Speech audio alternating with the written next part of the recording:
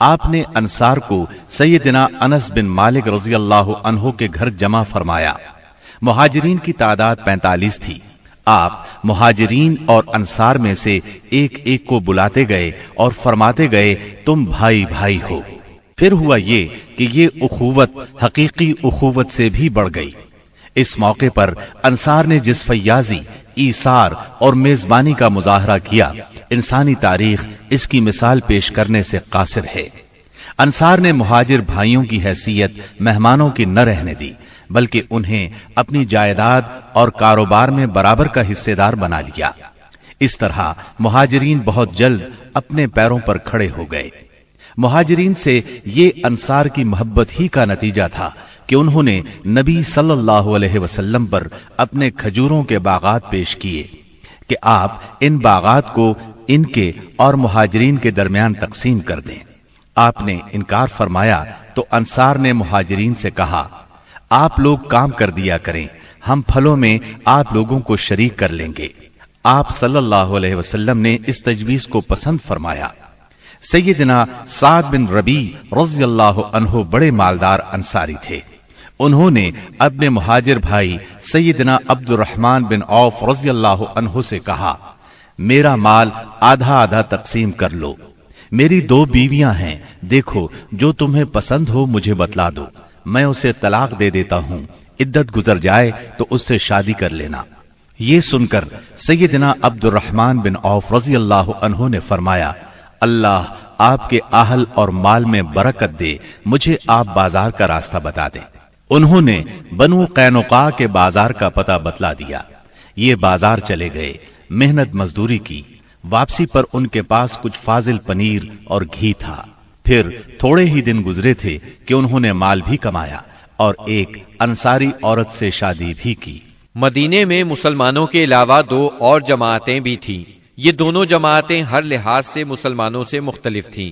ان کا عقیدہ، دین، مصلحتیں، ضروریات، جذبات اور احساسات بالکل مسلمانوں کے خلاف تھے، اور یہ دونوں جماعتیں تھیں مشرکین اور یہود کی۔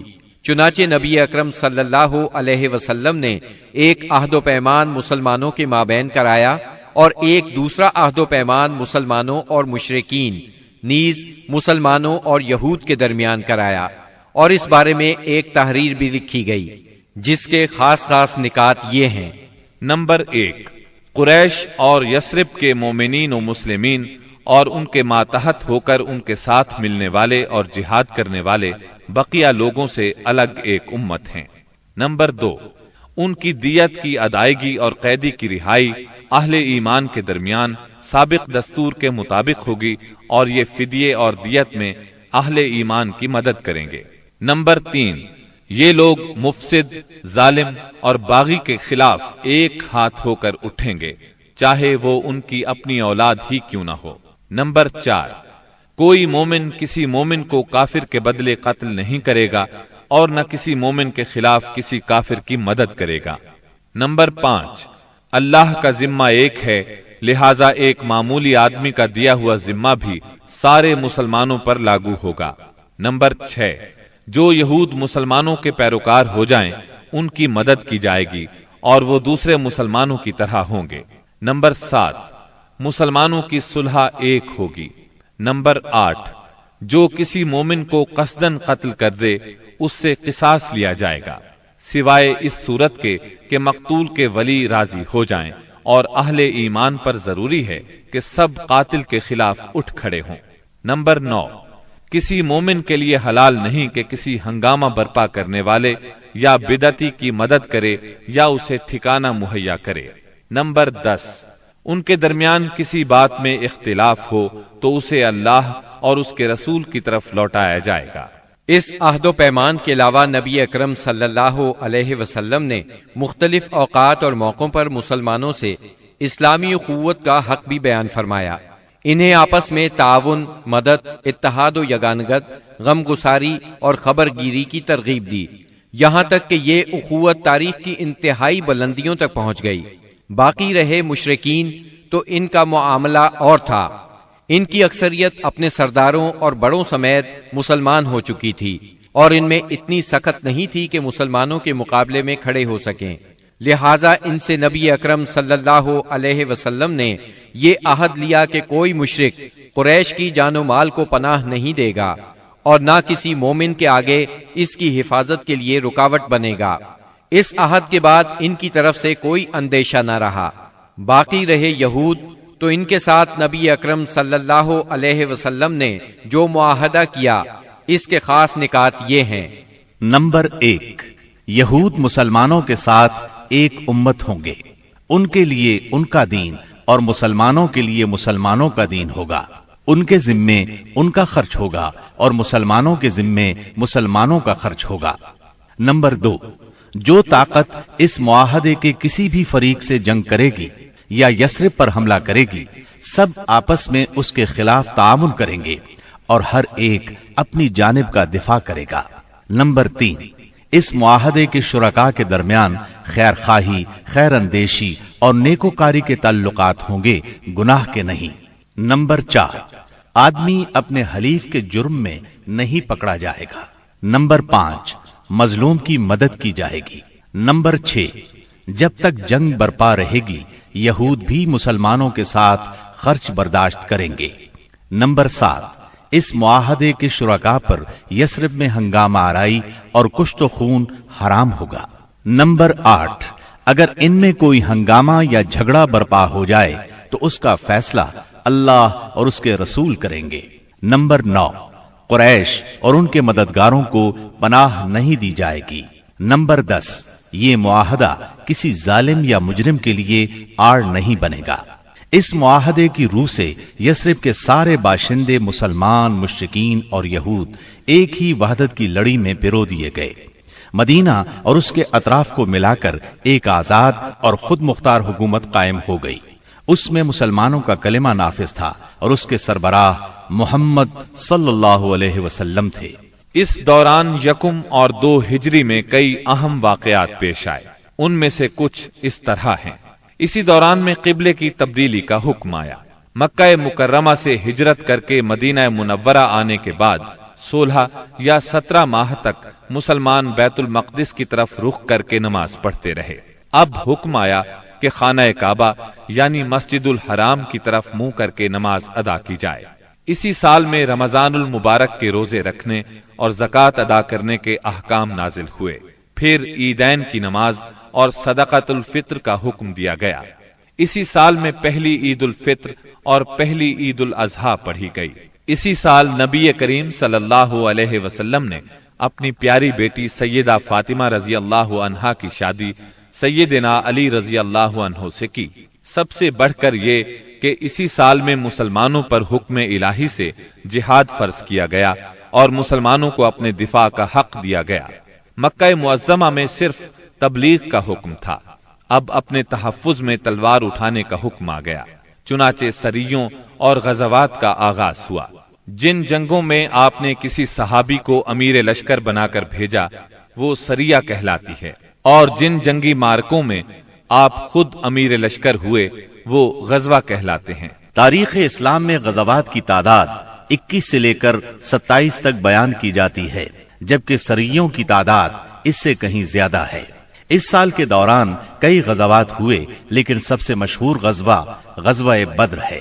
نبی کریم صلی اللہ علیہ وسلم جب ہجرت کر کے مدینہ منورہ پہنچے تو ان دنوں مدینے میں ایک نہایت دولت مند اور با اثر شخص عبداللہ بن ابی تھا۔ ہجرت سے پہلے انصار میں اس کا بہت اثر و رسوخ تھا۔ انصار اسے اپنا سردار بنانے والے تھے، بلکہ اس کی تاج پوشی کے لیے ایک تاج بنوا لیا گیا تھا۔ اسی دوران میں آپ صلی اللہ علیہ وسلم ہجرت کر کے مدینہ پہنچے اور انصار کے دونوں قبائل نے آپ کے ہاتھ پر بیعت کر لی، اور میثاق مدینہ کے ذریعے سے یہودیوں نے بھی آپ کی قیادت کو تسلیم کر لیا۔ اس سے عبداللہ بن ابی کی سرداری کے منصوبے دھرے کے دھرے رہ گئے۔ اس بنا پر اس نے آپ کی مخالفت پر کمر باندھ لی۔ ادھر مشرکین مکہ جو اسلام، مسلمانوں اور رسول اللہ صلی اللہ علیہ وسلم کی دشمنی میں جل بھن رہے تھے، انہوں نے عبداللہ بن ابی کو ایک دھمکی آمیز خط تحریر کیا۔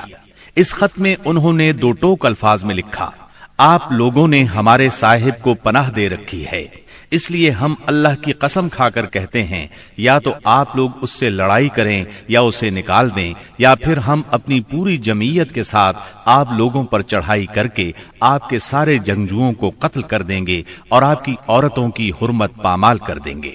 جب یہ خط عبداللہ بن ابی اور اس کے ساتھیوں کو ملا تو وہ رسول اللہ صلی اللہ علیہ وسلم سے جنگ کے لیے تیار ہو گئے۔ نبی اکرم صلی اللہ علیہ وسلم کو اس کی خبر ہوئی تو آپ ان کے پاس تشریف لے گئے اور فرمایا، قریش کی دھمکی تم لوگوں پر بہت گہرا اثر کر گئی ہے۔ تم خود اپنے آپ کو جتنا نقصان پہنچا دینا چاہتے ہو، قریش تمہیں اس سے زیادہ نقصان نہیں پہنچا سکتے۔ تم اپنے بیٹوں اور بھائیوں سے خود ہی لڑنا چاہتے ہو۔ نبی اکرم صلی اللہ علیہ وسلم کی یہ بات سن کر لوگ بکھر گئے۔ اس وقت تو عبداللہ بن ابی جنگ کے ارادے سے باز آ گیا، کیونکہ اس کے ساتھی ڈھیلے پڑ گئے تھے یا بات ان کی سمجھ میں آ گئی تھی، لیکن حقیقت میں قریش کے ساتھ اس کے تعلقات خفیہ طور پر قائم رہے، کیونکہ مسلمانوں اور مشرکین کے درمیان شر اور فساد کا کوئی موقع وہ ہاتھ سے جانے نہیں دینا چاہتا تھا۔ پھر اس نے اپنے ساتھ یہود کو بھی ملا رکھا تھا تاکہ اس معاملے میں ان سے بھی مدد حاصل کرے، لیکن وہ تو نبی صلی اللہ علیہ وسلم کی حکمت تھی جو رہ رہ کر شر و فساد کی آگ کو بجھا دیتی تھی۔ مسلمانوں کی ہجرت اور مدینے میں ان کی کامیابی سے کفار مکہ بہت تل ملا رہے تھے اور مدینے پر چڑھائی کے بہانے ڈھونڈ رہے تھے۔ رسول اللہ صلی اللہ علیہ وسلم کے بڑھتے ہوئے اقتدار اور اسلام کی اشاعت نے مکہ میں ابو جہل اور ابو سفیان کو سخت بے چین کر دیا تھا۔ یہی کیفیت مدینے میں عبداللہ بن ابی کی تھی۔ اس نے قریش کے حوصلے بڑھائے اور انہیں یقین دہانی کرائی کہ اگر تم نے مدینے پر دھاوا بولا تو یہودی تمہارا ساتھ دیں گے۔ مسلمان جب سے مدینہ آئے تھے خطرات بڑھتے جا رہے تھے اور ان کے سروں پر منڈلا رہے تھے۔ یہی وجہ تھی کہ مسلمانوں نے راتوں کو جاگ جاگ کر مدینے کا پہرا دیا۔ ادھر قریش نے مدینے کو تباہ و برباد کرنے کا ارادہ کر لیا۔ اس غرض کے لیے انہوں نے کئی قبائل کو اپنا ہم نوا بنا لیا۔ چنانچہ جب نبی صلی اللہ علیہ وسلم کو خبر ہوئی تو آپ نے دو تدابیر اختیار کی۔ پہلی یہ کہ قریش کی شامی تجارت بند کر دی جائے تاکہ وہ مجبور ہو کر مدینے پر حملہ آور ہونے کا ارادہ ترک کر دیں۔ دوسرے یہ کہ مدینے کے آس پاس کے قبیلوں سے امن و امان کا معاہدہ کیا جائے تاکہ قریش جنگ مسلط کریں تو انہیں غیر جانبدار رکھا جا سکے۔ جب اللہ تعالی کی طرف سے جہاد اور قتال کی اجازت دی گئی تو رسول اللہ صلی اللہ علیہ وسلم نے کئی ایک سرایہ بھیجے اور غزوات میں حصہ لیا۔ ان کی مختصر تفصیل کچھ یوں ہے۔ اس سلسلے میں پہلا سریہ جو رسول اللہ صلی اللہ علیہ وسلم نے بھیجا وہ سریہ سیف البحر کہلاتا ہے۔ اسے آپ نے رمضان یکم ہجری بمطابق مارچ 623 عیسوی میں بھیجا اور اپنے چچا سیدنا حمزہ بن عبد المطلب رضی اللہ عنہ کو اس سریے کا امیر بنایا اور 30 مہاجرین کو ان کے زیر کمان شام سے آنے والے ایک قریشی قافلے کا پتہ لگانے کے لیے روانہ فرمایا۔ اس قافلے میں 300 آدمی تھے جن میں ابو جہل بھی تھا۔ مسلمان ایس کے اطراف میں ساحل سمندر کے پاس پہنچے تو قافلے کا سامنا ہو گیا اور دونوں فریق جنگ کے لیے صف آرا ہو گئے۔ قریب تھا کہ جنگ ہو جاتی لیکن قبیلہ جوہینہ کے سردار نے بیچ بچاؤ کرا دیا۔ دونوں فریق واپس چلے گئے۔ یہ اسلامی تاریخ کا پہلا سریہ اور پہلا فوجی عمل تھا۔ اس کا جھنڈا سفید تھا اور یہ اسلامی تاریخ کا پہلا جھنڈا تھا۔ اس کے علم بردار سیدنا ابو مرصد کناز بن حسین غنوی رضی اللہ عنہ تھے۔ اس کے بعد پے در پے سریے روانہ کیے گئے۔ چنانچہ شوال یکم ہجری میں سیدنا عبیدہ بن حارث رضی اللہ عنہ کو 60 مہاجرین کے ساتھ بطن رابغ کی وادی میں بھیجا گیا۔ وہاں ابو سفیان سے سامنا ہوا جو 200 آدمیوں کے ساتھ تھا۔ دونوں طرف سے تیر چلے لیکن جنگ نہ ہوئی۔ پھر ذی قعد یکم ہجری میں سیدنا سعد بن ابی وقاص رضی اللہ عنہ کو 20 مہاجرین کے ساتھ خرار کی طرف بھیجا گیا جو کہ جوفا کے قریب ایک مقام ہے، لیکن ان کا کسی سے سامنا نہ ہوا۔ اس کے بعد سفر 2 ہجری میں 70 مہاجرین کے ساتھ رسول اللہ صلی اللہ علیہ وسلم خود نکلے اور ابوا یا ودان تشریف لے گئے۔ مہم کا مقصد قریش کے ایک قافلے کی راہ روکنا تھا لیکن کسی سے سامنا نہ ہوا۔ یہ پہلی مہم تھی جس میں رسول اللہ صلی اللہ علیہ وسلم بذات خود نکلے۔ اس کے بعد ربیع الاول 2 ہجری میں رسول اللہ صلی اللہ علیہ وسلم 200 صحابہ کے ساتھ روانہ ہوئے۔ مقصود قریش کا قافلہ تھا، جس میں امیہ بن خلف سمیت قریش کے 100 آدمی اور 2500 اونٹ تھے۔ آپ رضوہ کے اطراف میں مقام بوات تک تشریف لے گئے، لیکن کسی سے سامنا نہ ہوا۔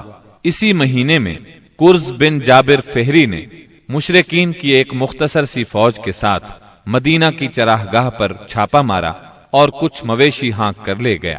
رسول اللہ صلی اللہ علیہ وسلم نے 70 صحابہ کے ہمراہ اس کا تعاقب کیا اور بدر کے اطراف میں واقع وادی صفوان تک تشریف لے گئے، لیکن کرز نکل بھاگا۔ اسی واقعے کو بعض لوگ غزوہ بدر اولا بھی کہتے ہیں۔ اس کے بعد آپ جمادی الاولا یا جمادی الاخری 2 ہجری میں 150 یا 200 مہاجرین کے ساتھ ذوالعشیرہ تک تشریف لے گئے۔ مقصود قریش کے ایک قافلے کو روکنا تھا جو ملک شام جا رہا تھا، لیکن آپ کے پہنچنے سے پہلے وہ جا چکا تھا۔ اس سفر میں آپ نے بنو مدلج اور ان کے حلیف بنو زمرہ سے جنگ نہ کرنے کا معاہدہ کیا۔ پھر رجب 2 ہجری میں نبی اکرم صلی اللہ علیہ وسلم نے سیدنا عبداللہ بن جہش اسدی رضی اللہ عنہ کو 12 مہاجرین کے ساتھ مکہ اور طائف کے درمیان ایک مقام نخلہ کی طرف روانہ کیا۔ مقصد یہ تھا کہ وہ قریش کے ایک قافلے کی خبر لائیں، مگر ان لوگوں نے قافلے پر حملہ کر کے عمر بن حضرمی کو قتل اور عبداللہ بن مغیرہ کے بیٹے عثمان اور مغیرہ کے غلام حکیم بن کیسان کو قید کر لیا اور قافلے کو ہانک لائے۔ ان کے ایسا کرنے پر آپ ان سے ناراض ہوئے، چنانچہ قیدیوں کو چھوڑ دیا گیا اور مقتول کا خون بہا ادا کیا گیا۔ یہ واقعہ رجب کی آخری تاریخ کو پیش آیا تھا، اس لیے مشرکین نے شور مچایا کہ مسلمانوں نے حرام مہینے کی حرمت پامال کر ڈالی۔ اس پر سورہ بقرہ کی آیت 217 نازل ہوئی۔ يسألونك عن الشهر الحرام قتال فيه قل قتال فيه كبير وصد عن سبيل الله وكفر به والمسجد الحرام وإخراج أهله منه أكبر عند الله والفتنة أكبر من القتل۔ لوگ آپ سے حرام مہینے میں لڑائی کے بارے میں پوچھتے ہیں، آپ کہہ دیجئے اس میں جنگ کرنا بڑا گناہ ہے، اور اللہ کی راہ سے روکنا اور اس کے ساتھ کفر کرنا، مسجد حرام سے روکنا اور اس کے باشندوں کو وہاں سے نکالنا، یہ سب اللہ کے نزدیک اور زیادہ بڑا جرم ہے اور فتنہ قتل سے بڑھ کر ہے۔ یہ تھی جنگی نقل و حرکت جو مدینہ منورہ اور اس کے اطراف کے امن کی حفاظت کے لیے نبی صلی اللہ علیہ وسلم اور مسلمانوں نے قائم کر رکھی تھی۔ اس سے قریش کو یہ بتلانا بھی مقصود تھا کہ اگر وہ اپنے شر سے باز نہ آئے تو انجام برا ہوگا، لیکن وہ اپنی خودسری اور تکبر میں بڑھتے ہی چلے گئے۔ چنانچہ بدر کے میدان میں انہوں نے اس کی سزا پا لی اور جزا بہرحال گھاٹے ہی کی تھی۔ 17 رمضان 2 ہجری کو غزوہ بدر ہوا۔ یہ قریش اور مسلمانوں کے درمیان پہلا فیصلہ کن معرکہ تھا۔ اس کا سبب یہ ہوا کہ رسول اللہ صلی اللہ علیہ وسلم جس قافلے کے لیے ذوالعشیرہ تک تشریف لے گئے تھے اور وہ بچ کر شام چلا گیا تھا، آپ صلی اللہ علیہ وسلم اس کی طاق میں تھے اور اس کی خبر لانے کے لیے آپ نے شام کے مقام ہورا تک طلحہ بن عبید اللہ اور سعید بن زید رضی اللہ عنہما کو بھیجا۔ چنانچہ جیسے ہی یہ قافلہ وہاں سے گزرا، انہوں نے فوراً مدینہ منورہ خبر پہنچائی۔ اس قافلے میں اہل مکہ کی بڑی دولت تھی، یعنی 1000 اونٹ جن پر کم از کم 262 کلو سونے کی مالیت کا سامان تھا، اور اس کی حفاظت کے لیے صرف 40 آدمی تھے۔ خبر ملتے ہی رسول اللہ صلی اللہ علیہ وسلم نے صحابہ کرام رضی اللہ عنہم کو نکلنے کی دعوت دی، تاہم نکلنا ضروری نہیں قرار دیا۔ چنانچہ اس دعوت پر 313، 314 یا 317 صحابہ نے لبیک کہا۔ ان میں 82 یا 83 یا پھر 86 مہاجرین تھے اور بقیہ انصار، اور پھر انصار میں سے 61 قبیلہ اوس سے تھے اور 170 قبیلہ خزرج سے تھے۔ انہوں نے مکمل تیاری بھی نہیں کی تھی۔ सवारी में सिर्फ 2 घोड़े, एक सैयदना जुबैर बिन अव्वाम और दूसरा सैयदना मिक़दाद बिन अस्वद किंदी के पास था, और 70 ऊंट थे। 8 या 12 रमजानुल मुबारक 2 हिजरी को ये मुख्तसर फौज लेकर रसूलुल्लाह सल्लल्लाहु अलैहि वसल्लम मदीना मुनव्वरा से निकले तो बद्र मंजिल मकसूद थी। ये मदीना मुनव्वरा के जुनूब मगरिब में 155 किलोमीटर के फासले पर वाक़ है। इसे हर तरफ से बुलंद पहाड़ों ने घेर रखा है। ज्यादा हिस्सा रेतला है। साहिल समंदर यहाँ से करीबन 10 मील के फासले पर है। यहाँ पानी का एक चश्मा है और इर्द गिर्द बागात मौजूद हैं। इस काफिले के सालार अबू सुफियान थे, जो बहुत होशियार और चौकन्ने आदमी थे। हर आने जाने वाले से मुसलमानों की नक्लो हरकत के बारे में मालूम करते रहते थे। अभी वो बद्र से काफी दूर थे कि उन्हें मुसलमानों के निकलने का इल्म हो गया। चुनाचे उन्होंने फौरन काफिले का रुख मगरिब की तरफ फेर कर साहिल का रास्ता पकड़ लिया और बद्र का रास्ता मुकम्मल तौर पर छोड़ दिया। साथ ही जमजम बिन अम्र गिफारी को उजरत देकर मक्का भेजा कि जिस कदर जल्द मुमकिन हो उन्हें मुसलमानों के निकलने की इत्तिला दे दें। उसने खबर पहुंचाई तो अहले मक्का निहायत तेजी से तैयार हुए और सब के सब निकले। अबू लहब के सिवा बड़ों में से कोई पीछे न रहा। आसपास के कबाइल के लोग भी साथ ले लिए। जब ये लश्कर मकाम जुहफा पर पहुंचा तो अबू सुफियान का पैगाम मिला। इसमें उसने अपने बच निकलने की इत्तिला दी थी और ये मुतालबा किया था कि मक्का वापस पलट जाएं। चुनाचे लोगों ने वापसी का इरादा कर लिया, मगर अबू जहल ने अपने तकब्बुर और अकड़ की वजह से वापस जाने से इनकार कर दिया। कुरैश की फौज में 1000 आदमी थे, जिनके पास 100 घोड़े और 600 जिरें थी और ऊंट कसरत से थे। एक तरफ इन्हें अपनी कसरत पर नाज और साजो सामान पर फख्र था, तो दूसरी तरफ नबी करीम सल्लल्लाहु अलैहि वसल्लम इज्जो इनकिसार से अल्लाह की बारगाह में हाथ फैलाए दुआ कर रहे थे। आपकी दुआ के अल्फाज ये थे: ऐ बारी ताला, अगर मुसलमानों की ये मुट्ठी भर जमात हलाक हो गई तो रूए जमीन पर कभी तेरी इबादत न की जाएगी। ऐ अल्लाह, अगर तू चाहे तो आज के बाद कभी तेरी इबादत न की जाए। आपने खूब तजर्रो और खुलूस से दुआ की, यहाँ तक कि आपकी चादर आपके कंधों से गिर गई। सैयदना अबू बकर रज़ियल्लाहु अन्हु ने चादर दुरुस्त की और अर्ज किया: ऐ अल्लाह के रसूल, बस करें। आपने अपने रब से जी भर के दुआ फरमा ली। दोनों लश्कर आमने सामने आए तो सबसे पहले मुशरिकीन में से बेहतरीन सालार उतबा, शैबा और वलीद बिन उतबा मैदान में निकले। उतबा और शैबा रबिया के बेटे थे। उन्होंने ललकार कर कहा: आओ, तुम में से कौन हमारे मुकाबले पर आता है। मुकाबले के लिए अंसार के 3 जवान निकले, एक औफ, दूसरे मुअव्विज। ये दोनों हारिस के बेटे थे, तीसरे अब्दुल्ला बिन रवाहा रज़ियल्लाहु अन्हुम। कुरैशियों ने कहा: तुम कौन लोग हो? उन्होंने कहा: हम अंसार की एक जमात हैं। कुरैशियों ने कहा: आप लोग शरीफ मद्दे मुकाबिल हैं, लेकिन हमें आपसे सरोकार नहीं। हम तो अपने चचेरे भाइयों को चाहते हैं। फिर उनके मुनादी ने आवाज लगाई: मुहम्मद, हमारे पास हमारी कौम के हमसरों को भेजो।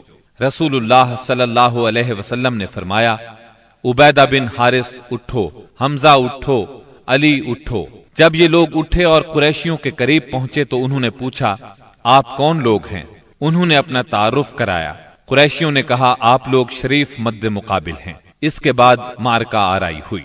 सैयदना उबैदा बिन हारिस ने उतबा बिन रबिया से मुकाबला किया। सैयदना हमजा ने शैबा से और सैयदना अली ने वलीद से। सैयदना हमजा और सैयदना अली ने अपने अपने मद्दे मुकाबिल को झट मार लिया, लेकिन उबैदा बिन हारिस और उनके मद्दे मुकाबिल के दरमियान एक एक वार का तबादला हुआ और दोनों में से हर एक ने दूसरे को गहरा जख्म लगाया। इतने में सैयदना अली और सैयदना हमजा अपने अपने शिकार से फारिग होकर आ गए। आते ही उतबा पर टूट पड़े, उसका काम तमाम किया और सैयदना उबैदा को उठा लाए। उनका पांव कट गया था और आवाज बंद हो गई थी, जो मुसलसल बंद ही रही, यहाँ तक कि जंग के 4थे या 5वें दिन जब मुसलमान मदीने से वापस होते हुए वादिये सफरा से गुजर रहे थे, उनका इंतकाल हो गया। मुबारजत का नतीजा मुशरिकीन के लिए बुरा साबित हुआ। चुनाचे वो गुस्से से बेकाबू होकर मुसलमानों की सफों में तुंदी के साथ टूट पड़े। घमसान का रन पड़ा और कुश्तों के पुश्ते लग गए। इससे मुशरिकीन की सफों में इस्तिराब की लहर दौड़ गई। तागूत अकबर ابو جہل ملعون نے اپنی صفوں میں اضطراب کی ابتدائی لہر دیکھی تو چاہا کہ اس سیلاب کے سامنے ڈٹ جائے، چنانچہ وہ اپنے لشکر کو للکارتا ہوا تکبر کے ساتھ کہنے لگا، لات و عزا کی قسم، ہم اس وقت تک واپس نہیں ہوں گے جب تک انہیں رسیوں میں نہ جکڑ لیں۔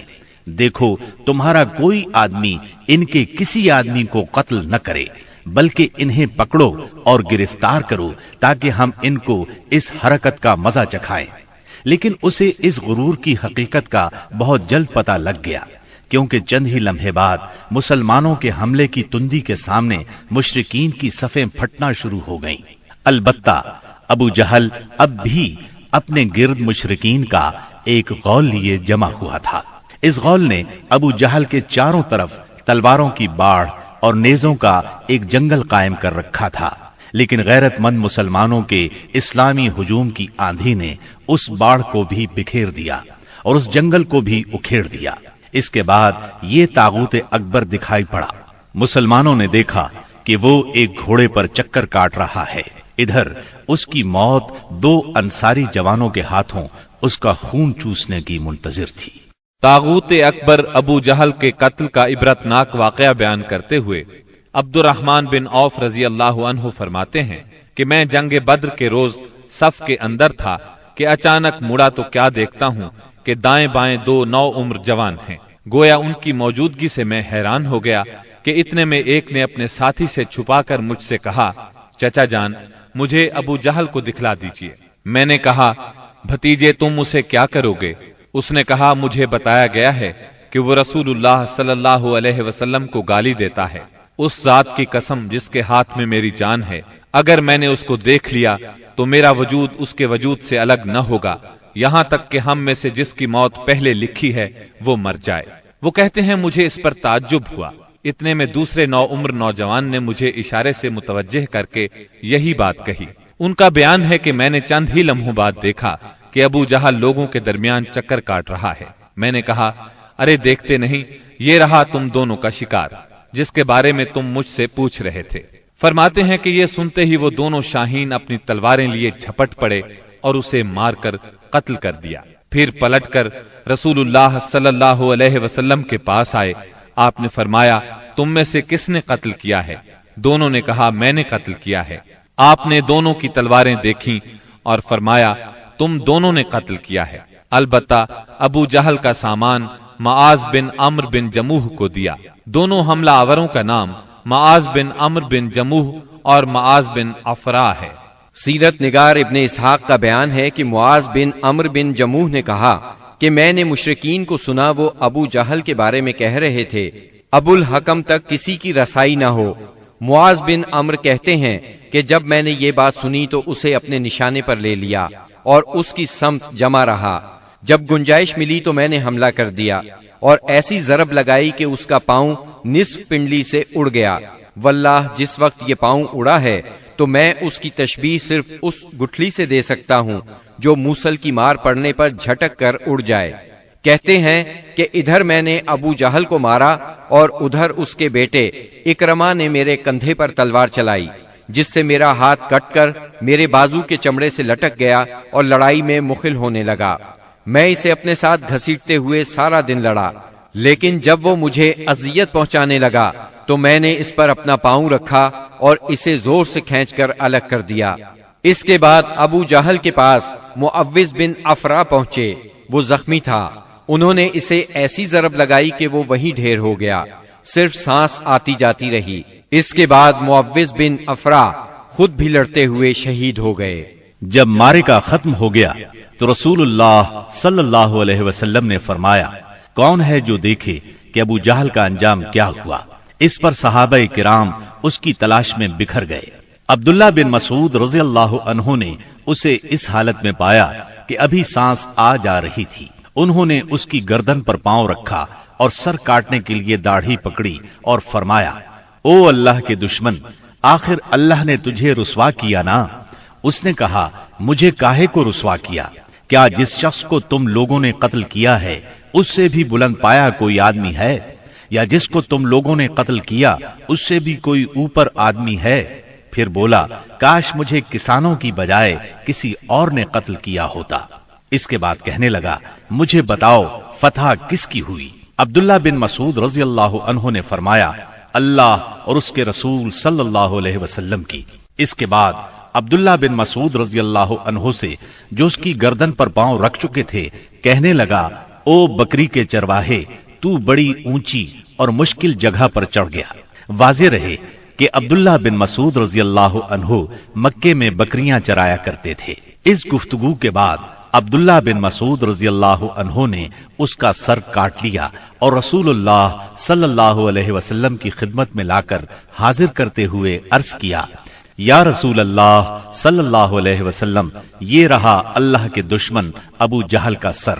آپ نے 3 بار فرمایا واقعی اس اللہ کی قسم جس کے سوا کوئی معبود نہیں۔ اس کے بعد فرمایا اللہ اکبر، الحمد للہ الذی صدق وعدہ ونصر عبدہ وہزم الاحزاب وحدہ۔ اللہ اکبر، تمام حمد اللہ کے لیے ہے جس نے اپنا وعدہ سچ کر دکھایا، اپنے بندے کی مدد فرمائی اور تنہا سارے گروہوں کو شکست دی۔ پھر فرمایا چلو مجھے اس کی لاش دکھاؤ۔ جب آپ صلی اللہ علیہ وسلم کو لاش دکھائی گئی تو آپ نے فرمایا یہ اس امت کا فرعون ہے۔ معاذ بن عمرو اور معوذ بن افرا کے ایمان افروز کارناموں کا ذکر ہو چکا ہے۔ حقیقت یہ ہے کہ اس معرکے میں قدم قدم پر ایمان کے ایسے تابناک نقوش پیش آئے جن میں عقیدت کی قوت اور اصول کی پختگی نمایاں اور جلوگر تھی۔ اس معرکے میں باپ اور بیٹے میں، بھائی اور بھائی میں صف آرائی ہوئی، اصولوں کے اختلاف پر تلواریں بے نیام ہوئیں اور مظلوم و مقہور نے ظالم و قاہر سے ٹکرا کر اپنے غصے کی آگ بجھائی۔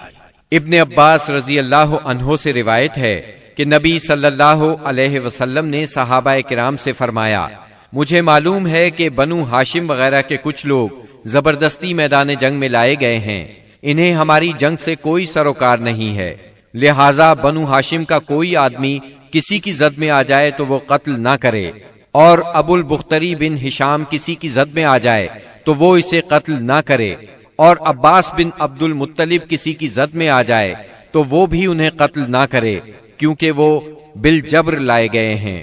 اس پر عتبہ کے صاحبزادے ابو حذیفہ رضی اللہ عنہ نے کہا کیا ہم اپنے باپ بیٹوں، بھائیوں اور کنبے قبیلے کے لوگوں کو قتل کریں گے اور عباس کو چھوڑ دیں گے؟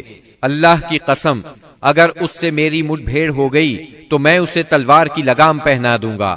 یہ خبر رسول اللہ صلی اللہ علیہ وسلم کو پہنچی تو آپ نے عمر بن خطاب رضی اللہ عنہ سے فرمایا کیا رسول اللہ صلی اللہ علیہ وسلم کے چچا کے چہرے پر تلوار ماری جائے گی؟ عمر رضی اللہ عنہ نے کہا یا رسول اللہ مجھے چھوڑیے، میں تلوار سے اس شخص کی گردن اڑا دوں، کیونکہ اللہ کی قسم یہ شخص منافق ہو گیا ہے۔ بعد میں ابو حذیفہ رضی اللہ عنہ کہا کرتے تھے اس دن میں نے جو بات کہہ دی تھی اس کی وجہ سے مجھے برابر خوف لگا رہتا ہے، صرف یہی صورت ہے کہ میری شہادت اس کا کفارہ بن جائے، اور بالآخر وہ یمامہ کی جنگ میں شہید ہو ہی گئے۔ ابو البختری کو قتل کرنے سے اس لیے منع کیا گیا تھا کہ مکے میں یہ شخص سب سے زیادہ رسول اللہ صلی اللہ علیہ وسلم کی ایذا رسانی سے اپنا ہاتھ روکے ہوئے تھا، آپ کو کسی قسم کی تکلیف نہ پہنچاتا تھا اور نہ اس کی طرف سے کوئی ناگوار بات سننے میں آتی تھی، اور یہ ان لوگوں میں سے تھا جنہوں نے بنی ہاشم اور بنی مطلب کے بائیکاٹ کا صحیفہ چاک کیا تھا۔ لیکن ان سب کے باوجود ابو البختری کو قتل کر دیا گیا۔ ہوا یہ کہ مجزر بن زیاد سے اس کی مد بھیڑ ہو گئی، اس کے ساتھ اس کا ایک اور ساتھی بھی تھا، دونوں ساتھ ساتھ لڑ رہے تھے۔ مجزر نے کہا ابو البختری، رسول اللہ صلی اللہ علیہ وسلم نے ہمیں آپ کو قتل کرنے سے منع کیا ہے۔ اس نے کہا اور میرا ساتھی؟ مجزر نے کہا نہیں واللہ ہم آپ کے ساتھی کو نہیں چھوڑ سکتے۔ اس نے کہا اللہ کی قسم تب میں اور وہ دونوں مریں گے۔ اس کے بعد دونوں نے لڑائی شروع کر دی، مجزر نے مجبوراً اسے بھی قتل کر دیا۔ مکے کے اندر جاہلیت کے زمانے سے عبد الرحمن بن عوف رضی اللہ عنہ اور امیہ بن خلف میں باہم دوستی تھی۔ جنگ بدر کے روز امیہ اپنے لڑکے علی کا ہاتھ پکڑے کھڑا تھا کہ اتنے میں ادھر سے عبد الرحمن بن عوف کا گزر ہوا۔ وہ دشمن سے کچھ زرہیں چھین کر لادے لیے جا رہے تھے۔ امیہ نے انہیں دیکھ کر کہا، کیا تمہیں میری ضرورت ہے؟ میں تمہاری ان زرہوں سے بہتر ہوں۔ آج جیسا منظر تو میں نے دیکھا ہی نہیں۔ کیا تمہیں دودھ کی حاجت نہیں؟ مطلب یہ تھا کہ جو مجھے قید کرے گا میں اسے فدیے میں خوب ددھیل اونٹنیاں دوں گا۔ یہ سن کر عبد الرحمن بن عوف رضی اللہ عنہ نے زرہیں پھینک دی اور دونوں کو گرفتار کر کے آگے بڑھے۔ عبد الرحمن بن عوف رضی اللہ عنہ کہتے ہیں کہ میں امیہ اور اس کے بیٹے کے درمیان چل رہا تھا کہ امیہ نے پوچھا، آپ لوگوں میں کون سا آدمی تھا جو اپنے سینے پر شتر مرغ کا پر لگائے ہوئے تھا؟ میں نے کہا، وہ حمزہ بن عبد المطلب رضی اللہ عنہ تھے۔ امیہ نے کہا، یہی شخص ہے جس نے ہمارے اندر تباہی مچا رکھی تھی۔ سیدنا عبد الرحمن رضی اللہ عنہ کہتے ہیں کہ واللہ میں ان دونوں کو لیے جا رہا تھا کہ اچانک بلال رضی اللہ عنہ نے امیہ کو میرے ساتھ دیکھ لیا تو انہوں نے کہا، او ہو کفار کا سرغنہ امیہ بن خلف، اب یا تو میں بچوں گا یا یہ بچے گا۔ میں نے کہا، اے بلال رضی اللہ عنہ، یہ میرا قیدی ہے۔ انہوں نے کہا، اب یا تو میں رہوں گا یا یہ رہے گا۔ پھر نہایت بلند آواز سے پکارا، اے اللہ کے مددگارو، یہ رہا کفار کا سرغنہ امیہ بن خلف، اب یا تو میں رہوں گا یا یہ رہے گا۔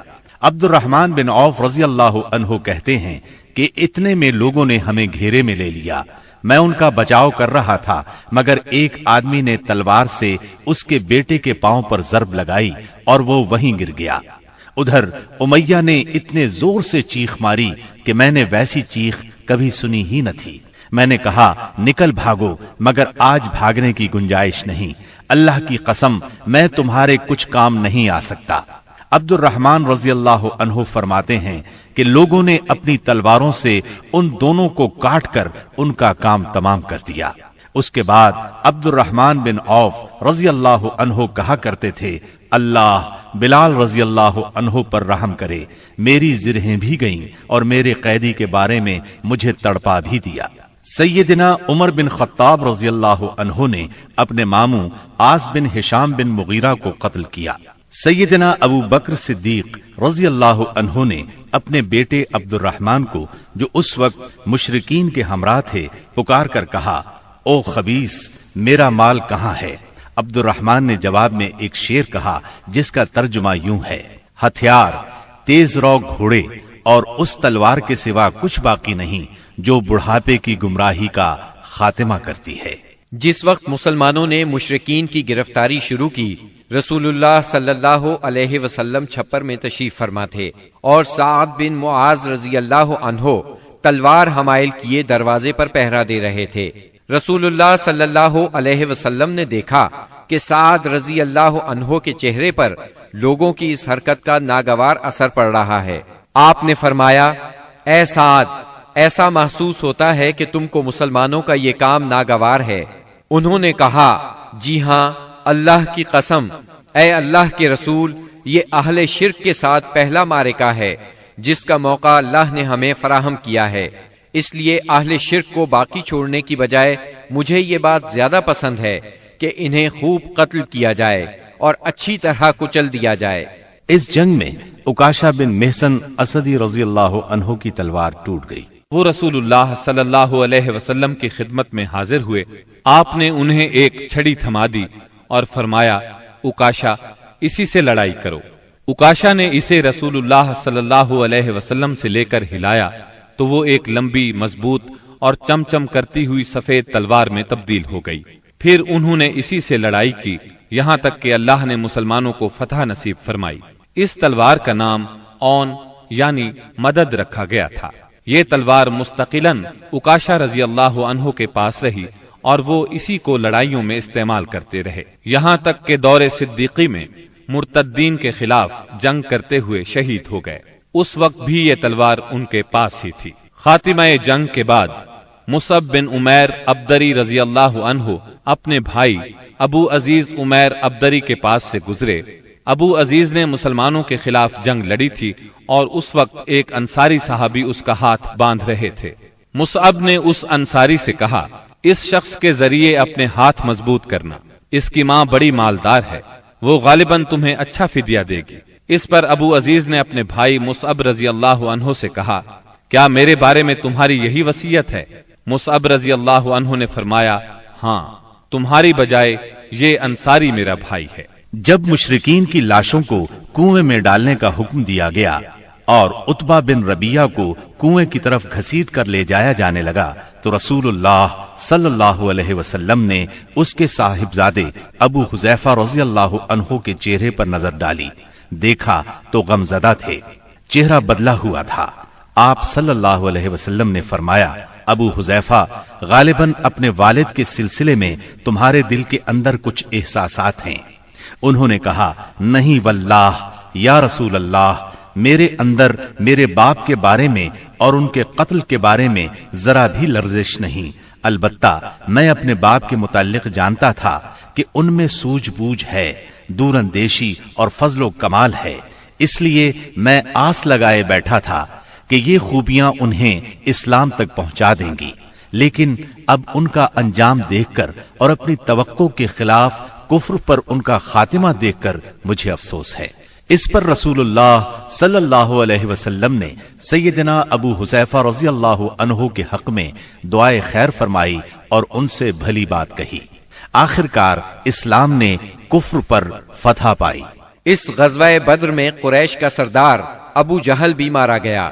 یہ وہی ابو جہل تھا جس نے نبی کریم صلی اللہ علیہ وسلم اور مسلمانوں پر ظلم و ستم کے پہاڑ توڑے تھے۔ 70 کافر موت کے گھاٹ اترے، 70 ہی گرفتار ہوئے، باقی دم دبا کر بھاگ نکلے۔ مسلمانوں میں صرف 14 شہید ہوئے، ان میں 6 مہاجر اور 8 انصاری تھے۔ اس جنگ نے اسلام کے دشمنوں کی طاقت کا جنازہ نکال دیا، ان کا بھرم کھل گیا اور ان کا غرور خاک میں مل گیا۔ جب رسول اللہ صلی اللہ علیہ وسلم مدینہ پہنچ چکے تو آپ نے قیدیوں کے بارے میں مشورہ کیا۔ سیدنا ابو بکر نے فدیہ لینے کی رائے دی، جبکہ سیدنا عمر کی رائے یہ تھی کہ انہیں قتل کر دیا جائے۔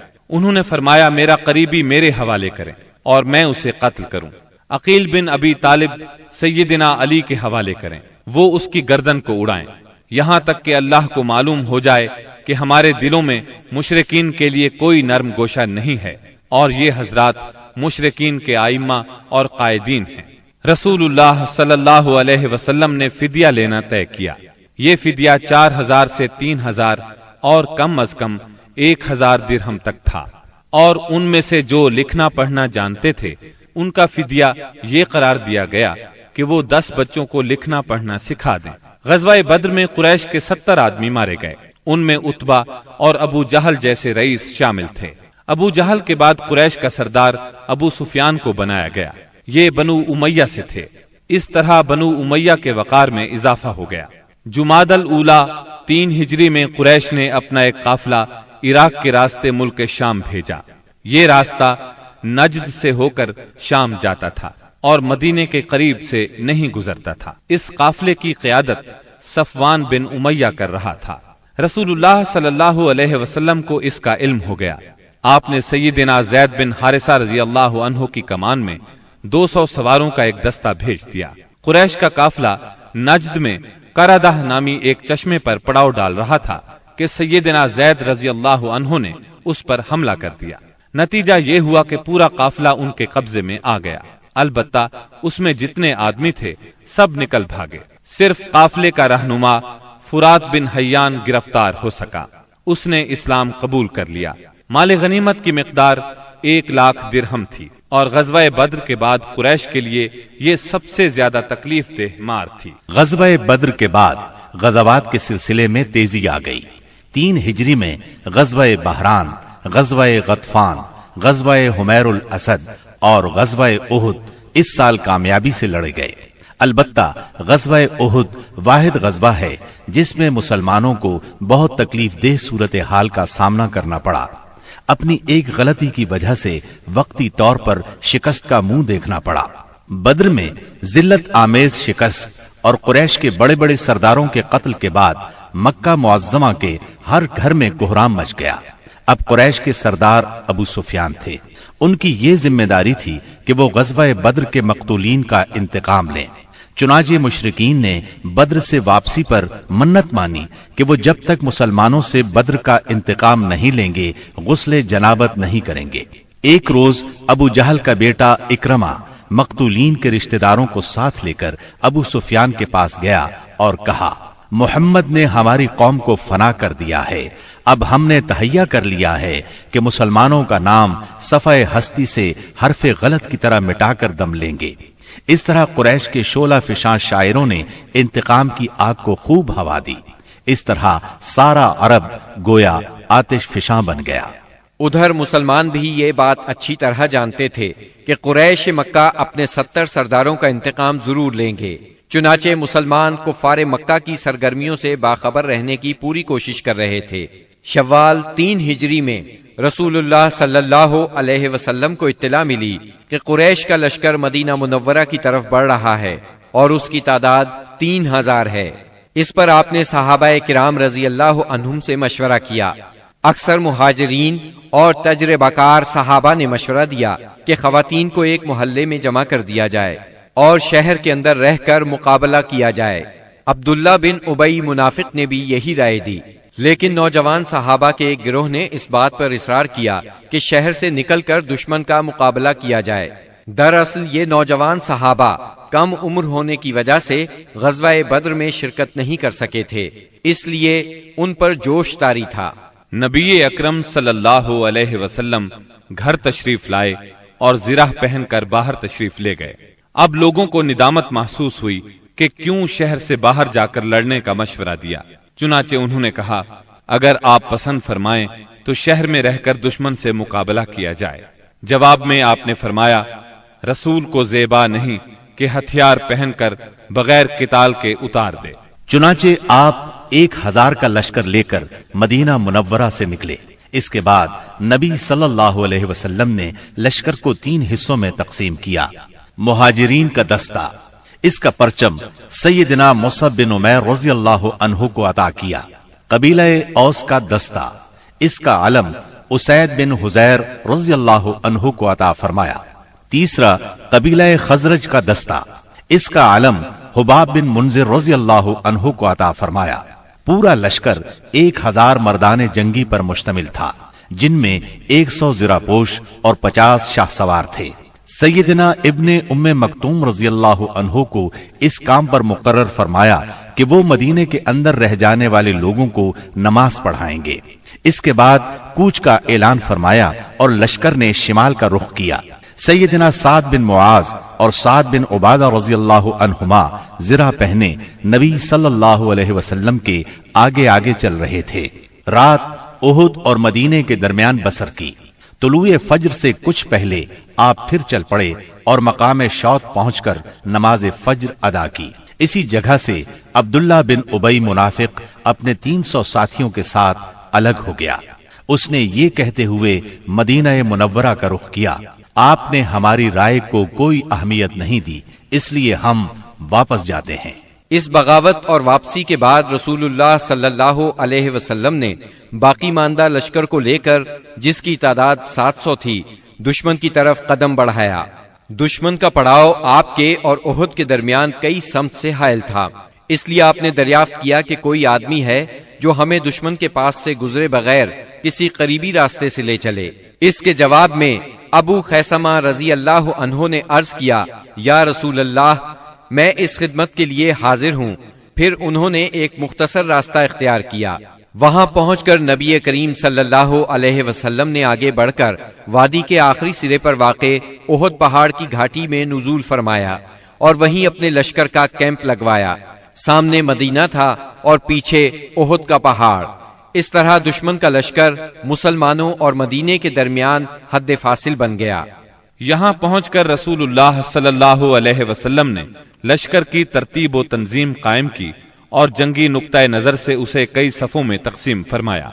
उनकी कमान सैयदना अब्दुल्लाह बिन जुबैर बिन नौमान रजी अल्लाह अन्हु के सपुर्द की और उन्हें वादी कनात के जुनूबी किनारे पर वाक़े एक छोटी सी पहाड़ी पर, जो इस्लामी लश्कर के कैंप से कोई 150 मीटर जुनूब मशरिक में वाक़े है और अब जबल रुमात के नाम से मशहूर है, तैनात फरमाया और उन्हें हिदायत देते हुए फरमाया, اگر تم لوگ دیکھو کہ ہمیں پرندے اچک رہے ہیں تو بھی اپنی جگہ نہ چھوڑنا یہاں تک کہ میں بلا بھیجوں، اور اگر تم دیکھو کہ ہم نے قوم کو شکست دی ہے اور انہیں کچل دیا ہے تو بھی اپنی جگہ نہ چھوڑنا یہاں تک کہ میں بلا بھیجوں۔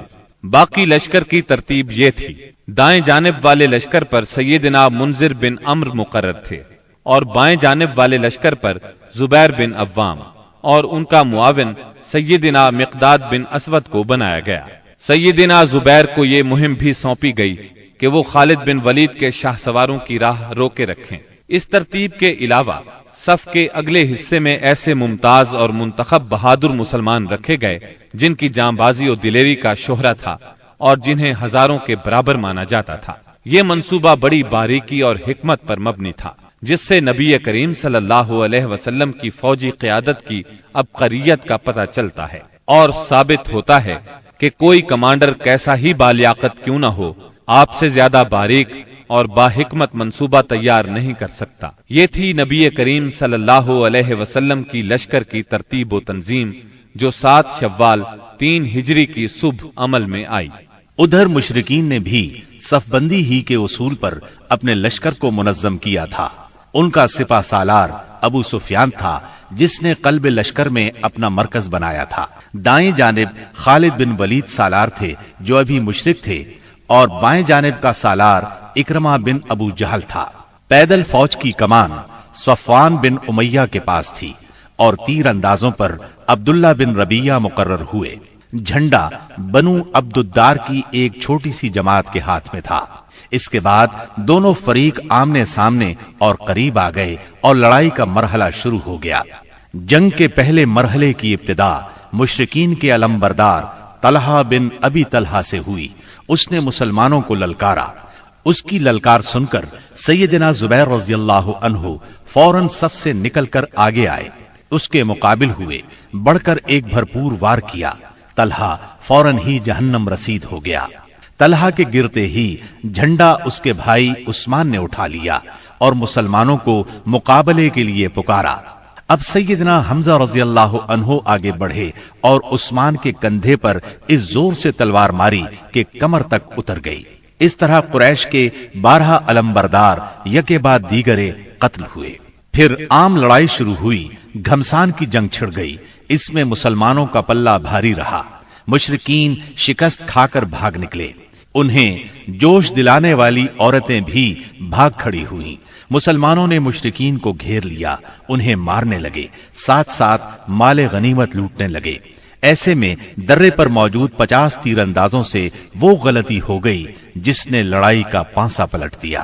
ہوا یوں کہ نبی اکرم صلی اللہ علیہ وسلم نے ان 50 تیر اندازوں کو یہ ہدایت فرمائی تھی کہ اس درے کو کسی حال میں نہ چھوڑنا، لیکن جب مسلمانوں کو کامیابی ہوئی، کافر بھاگنے لگے اور مسلمان انہیں مارنے کاٹنے کے ساتھ ساتھ مال غنیمت بھی لوٹنے لگے، تو انہوں نے بھی درہ چھوڑ دیا اور مال غنیمت لوٹنے کے لیے دوڑ پڑے۔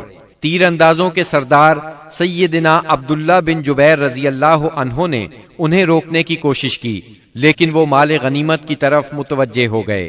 قریشی فوج میں خالد بن ولید موجود تھے۔